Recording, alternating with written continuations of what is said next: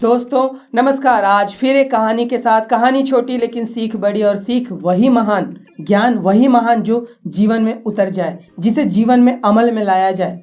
कहानी एक धनी व्यक्ति की, जिसने अपना पूरा जीवन धन की चाह में लगा दिया, सुख की तलाश में। उसे जीवन में सुख चाहिए था। उसने ऐसा सोचा कि अगर मेरे पास खूब पैसे रहें, खूब धन रहेगा, तभी मुझे सुख मिल पाएगा। और उस सुख की चाह में वह अमीर भी बन गया। उसके पास ढेर सारा खजाना, हीरे जवाहरात, सब कुछ था, लेकिन फिर भी वह सुखी नहीं था। अब इस सुख की तलाश में वो कई पंडितों के पास में, कई विद्वानों के पास में, कई महात्मा जियों के पास में, कई सद्गुरुओं के पास में गया, लेकिन उसे वह सुख नहीं मिल पाया। फिर वह एक और सद्गुरु के पास गया।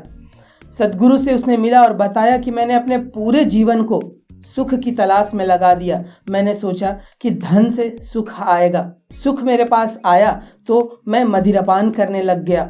मैंने सोचा मदिरापान से सुख आएगा, नशे से सुख आएगा, लेकिन फिर भी मुझे वह सुख नहीं मिला। जब तक मैं नशे में होता था तब तक का मुझे होश नहीं रहता था, लेकिन जब वह नशा छिटकता था तब मैं और ज़्यादा परेशान हो जाता था। फिर उस सुख की तलाश में मैं स्त्रियों के पास जाने लगा। मैं वेश्यावृत्ति में चला गया और मैं अपना बहुत ज़्यादा समय वेश्याओं के बीच गुजारने लगा, क्योंकि मेरे पास अब धन भी था। मैं इस धन से किसी को भी खरीद सकता था। इस धन का मैंने दुरुपयोग करना चालू कर दिया। मैंने सोचा कि इससे सुख मिल जाएगा, लेकिन सुख उससे भी मुझे नहीं मिला। तो हे महात्मा, हे सद्गुरु, मुझे सही राह बताएं कि यह सुख मिलेगा कहाँ और यह कैसे मिल सकता है मेरे जीवन में। तब सद्गुरु ने कहा कि इस प्रश्न का उत्तर हम में से कोई नहीं दे पाएगा।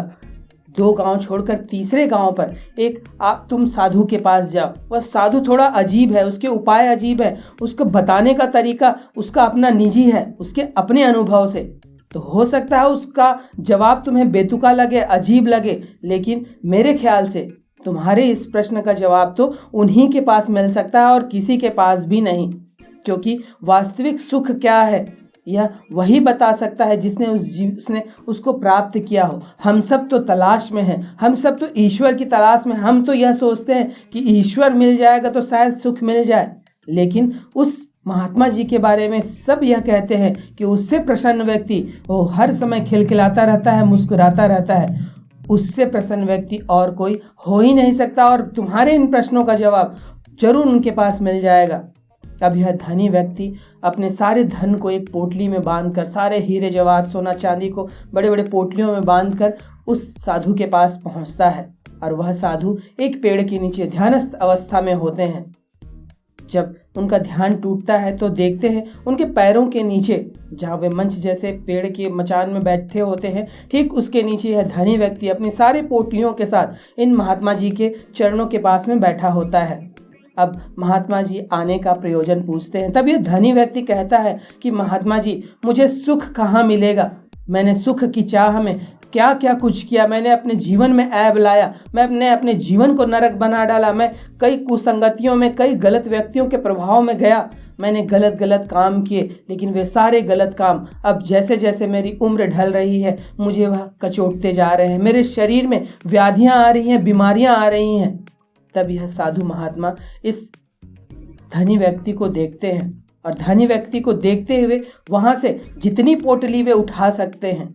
गांव में रहने वाले, जंगल में रहने वाले ये महात्मा जी थे, शरीर से भी बलिष्ठ थे, योगाभ्यास वगैरह करके उनकी प्राण शक्ति बहुत ज़्यादा हुई रहती है। तो वे बहुत ज़्यादा पोटलियों को वहाँ उठाते हैं और अपने घोड़े पर डालकर, सारी लगभग सभी पोटलियों को डालकर वहाँ से भागने लग जाते हैं।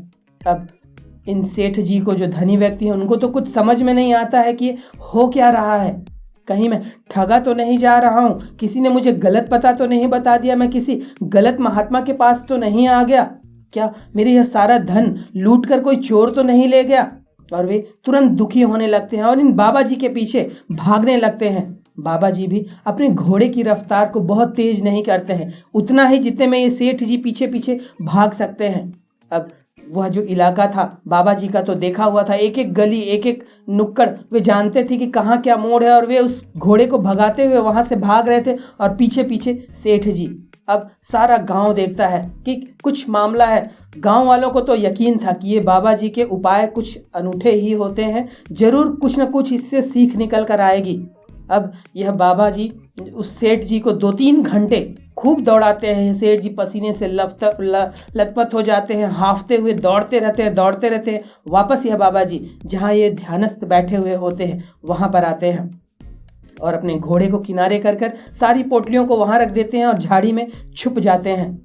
अब जब यह सेठ जी वापस आते हैं और देखते हैं कि उनके सारे पोटली वहाँ पड़े हुए हैं, तो पोटली को गले से लगाकर उसे चूमते हैं और बोलते हैं, हे ईश्वर तेरा धन्यवाद, मुझे तो पल भर के लिए लगा कि मेरा सब कुछ छीन गया, आज मुझे असली आनंद की प्राप्ति हुई है। मैं सच्चे हृदय से आज आनंदित हो रहा हूँ कि मेरा सारा धन मुझे मिल गया।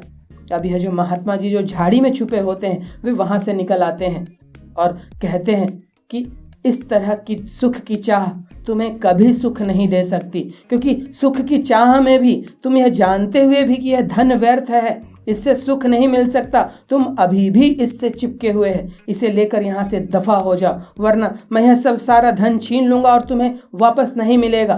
तुम्हारे इस कृत्य में ही तुम्हारा जवाब मिला है। तब यह धनी व्यक्ति कहते हैं कि हे महात्मन, मुझे सही ढंग से समझाएं। तब महात्मा जी कहते हैं कि जिस चीज़ से तुम्हें सही ऊर्जा मिले, जिससे तुम्हारा हृदय प्रसन्न हो, तुम्हारी आत्मा प्रसन्न हो, सच्चा सुख वहीं मिलता है। सच्चा सुख धन पे नहीं मिलता है, सच्चा सुख भोग विलास में नहीं मिलता है, सच्चा सुख ऐशो आराम में नहीं मिलता है। सच्चा सुख वहीं मिलता है जहाँ पर शाश्वत सुख होता है। शाश्वत सुख वहीं होता है जहाँ से तुम्हें सही ऊर्जा मिलती है। और यह सही ऊर्जा को पाने के कई रास्ते हैं, उनमें से किसी भी रास्ते का तुम चुनाव कर वहाँ तक पहुँच सकते हो। जिस प्रकार मैंने ध्यान किया, मैं ध्यान के माध्यम से उस मार्ग पर हूँ और वहाँ तक पहुँच चुका हूँ कि मुझे दुनिया की और कोई चीज़ खुश नहीं कर सकती, मैं अपने आप में प्रसन्न हूँ। उसी प्रकार कई ऐसे मार्ग हैं, भक्ति वह मार्ग है, प्रेम वह मार्ग है। तुम कई मार्गों में से एक मार्ग या 2-3 मार्गों का चुनाव कर उस रास्ते पर चल सकते हो और उस सच्चे सुख को पा सकते हो। अब यह धनी व्यक्ति भावार्थ को समझ जाता है और अपने सारे धन को वह गरीबों की मदद के लिए कई चिकित्सालय, कई औषधालय, इस तरह की चीज़ें खुलवाता है और उस धन का सही उपयोग करने लगता है। अब धन की यथार्थता उसे समझ में आ चुकी थी कि धन उतना ही जरूरी है जिससे मेरा जीवन या पालन हो सके, जीवन की ज़रूरतें पूरी हो सके। अगर उससे ज़्यादा मेरे पास धन आता है तो मैं दुखी ही रहूँगा।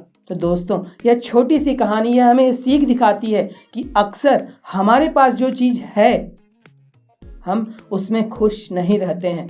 इस सेठ जी के पास इतना धन था कि वह किसी व्यक्ति के लिए सपना था, लेकिन उसके बाद भी वह दुखी था।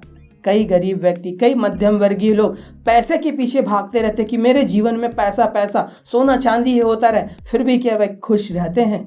नहीं। वहीं पर एक फकीर व्यक्ति, एक साधु व्यक्ति है जो ध्यान कर रहा है, जो किसी के प्रेम में है, किसी की भक्ति में है और वह प्रसन्न चित्त दिखाई देता है, वह स्वस्थ दिखाई देता है। अमीरों के पास तो बहुत सारी समस्याएं हैं, जिसमें से सबसे बड़ी समस्या है स्वास्थ्य। जैसे जैसे व्यक्ति पैसा कमाने लगता है, अधिकांश लोग उस पैसे को कैसे संभालना है वे नहीं जानते।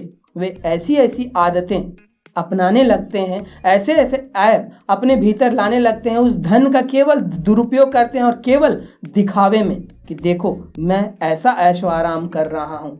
वे मदिरा पान करेंगे, उसे अपना स्टेटस समझेंगे, वे धूम्रपान करेंगे, उसे अपना स्टेटस कर समझेंगे। ये अमीर लोग करते हैं। ऐसी अमीरी किसी को ना मुबारक हो, ऐसी अमीरी किसी को ना मिले। ऐसी अमीरी से तो गरीब रहना ज़्यादा अच्छा। कम से कम वह व्यक्ति स्वस्थ तो रहता है, वह व्यक्ति खुश तो रहता है। तो ऐसी अमीरी कोई काम की नहीं होती। यह कहानी हमें यह भी सिखाती है कि सच्चा सुख वही है सही काम करने में। अगर आपसे पूछा जाए काम सही करना चाहिए या सही काम करना चाहिए, तो एक जो सही मस्तिष्क वाला व्यक्ति होगा वह सही काम पर ध्यान देगा। जिस काम में सही गुणवत्ता हो, सही हो, वह हृदय के करीब हो, जिससे किसी का नुकसान ना हो, वही काम आपको सच्चा सुख दे सकता है। फिर सच्चा सुख कहाँ है? सच्चे सुख के 2 ही आयाम कहे गए हैं, एक भक्ति और एक प्रेम। हाँ, कई भक्त, कई प्रेमी अमीर भी हो सकते हैं, लेकिन उनके लिए वह पैसा नगण्य होता है। वह पैसे के पीछे नहीं भागते, वे अपने प्रेम, अपनी भक्ति को सर्वोपरि रखकर उस दिशा में बढ़ते हैं। भले उनके पास फिर पैसा आता है, क्योंकि लक्ष्मी जी वहीं विराजती हैं सही ढंग से। लक्ष्मी बड़ी चंचला हैं, वे टिकती नहीं हैं। लेकिन जिसके पास गणेश, जिसके पास सरस्वती अर्थात जिसके पास बुद्धि, विवेक और ज्ञान है, वहाँ लक्ष्मी जी हमेशा विराजती ही हैं और उनके हाथों से धन बरसता ही रहता है। इस हिंदू प्रतीक का अर्थ ही यही है कि हमें बुद्धि, विवेक और ज्ञान को अपने पास रखना है। तब ऐसा जो जीवन होगा वह सुखमय होगा और वहाँ पर लक्ष्मी जी हमेशा रहेंगी, अर्थात धन की कमी नहीं होगी। कभी कोई काम अटकेगा नहीं, जो जीवन में चाहिए वह अभी होगा। लेकिन ऐसे धन का फिर सदुपयोग भी होता है, लोगों के कल्याण में, लोगों के चरितार्थ में इस तरह के धन का उपयोग होता है। तब आपको यहाँ ध्यान रखना है कि जो चीज़ हमारे पास है हम उसको कभी वैल्यू नहीं देते, उसके कभी मूल्य को नहीं समझते, और जो नहीं है उसका दुख मानते रहते हैं। जैसे इस धनी व्यक्ति के पास में धन तो बहुत था, इतना धन था कि शायद उस राजा भी उससे फीका पड़ जाए, लेकिन उस धन की उसने कभी कीमत नहीं समझी, उस धन को कभी उसने महत्वपूर्ण नहीं दिया, उस धन का दुरुपयोग ही किया। ऐसे ही हमारे जीवन में कई मूल्य संपदाएं होती हैं, कोई मूल्यवान रिश्ते होते हैं, कोई मूल्यवान आपके जीवन में गुरु होता है, किसी के जीवन में प्रेम होता है, किसी के जीवन में भक्ति होती है, लेकिन उसको वैल्यू न देकर, उसको आदर न देकर लोग जो नहीं है उसके पीछे भागते रहते हैं। जिसका अभाव है उसका दुख रोते रहते हैं। क्या इससे सुख मिलेगा? सुख इससे नहीं मिलने वाला है। सुख वहीं मिलेगा जहाँ शाश्वत चीज़ें होंगी, सही चीज़ें होंगी, सही ऊर्जा होगी। तब इस कहानी से यह सीख लेते हुए कि जो वास्तविक सुख है वो सही काम करने पे है, भले वह धन क्यों ना हो। ऐसा मैं बिल्कुल भी नहीं कह रहा कि आपको धन की ज़रूरत नहीं है, आप अपना परिवार छोड़कर संन्यास ले लीजिए, वानप्रस्थ हो जाइए। यह भागना होगा। धन आपको कमाना है, लेकिन उस धन अगर आ जाता है जीवन में, या धन को कमाने के जो रास्ते हैं, तरीके हैं, वह गलत ना हो। धन अगर आ भी जाता है सही ढंग से, सही तरीकों से, तो वो धन आपके सर पर नहीं चढ़ना चाहिए, उससे आपके जीवन में ऐब नहीं आने चाहिए, उससे आपके जीवन में मदिरापान नहीं आना चाहिए, धूम्रपान नहीं आना चाहिए, पराई स्त्रियों पर आपकी नज़र नहीं होनी चाहिए, इस तरह की आदत, चरित्रहीनता वाली आदत नहीं आनी चाहिए, पैसे से किसी को खरीद लेने वाली जो बात होती है वह नहीं आनी चाहिए। फिर यह धन आपको और खुशी देगा, क्योंकि जब आप भलाई के फिर काम करने लग जाएंगे तब आपको जीवन में वास्तविक खुशी मिलने लगेगी, वास्तविक सुख मिलने लगेगा। तो यह वास्तविक सुख आपको ध्यान में मिल सकता है, आपको प्रेम में मिल सकता है, आपको भक्ति में मिल सकता है, या फिर आप जो भी काम कर रहे हैं जब आप उसमें पूरी तरह डूब जाते हैं। सचिन तेंदुलकर जब बैट पकड़कर क्रीज में खड़े होते हैं तब वह वास्तविक सुख में होते हैं। अमिताभ बच्चन जब कैमरा लाइट्स ऑन होते हैं और वह जब अभिनय होते हैं तब वे वास्तविक सुख में होते हैं। लता मंगेशकर जब राग अलापती होंगी, जब वह सुर छेड़ती होंगी, तब वह वास्तविक सुख में चली जाती होंगी। तो वास्तविक सुख वही है जहाँ पर आप अपने आप को तिरोहित कर देते हैं, जहाँ मैं रहता ही नहीं है, और जहाँ मैं नहीं है वहीं दुख नहीं है। जहाँ मैं है वहाँ दुख है, क्योंकि जहाँ मैं है वहाँ उम्मीद है, और यह उम्मीद ही दुख देता है कि मेरे पास ये नहीं है, मेरे पास वो नहीं है, मेरे पास सुख नहीं है। इसकी उम्मीद भी दुख दे देती है। तो जब यह उम्मीद ही नहीं होगी, यह मैं ही नहीं होगा, तब जो होगा वह यथार्थ होगा, वह शाश्वत होगा, वह प्रेम होगा, वह भक्ति होगी, वह ध्यान होगा, वह शून्य होगा, वह कैवल्य होगा।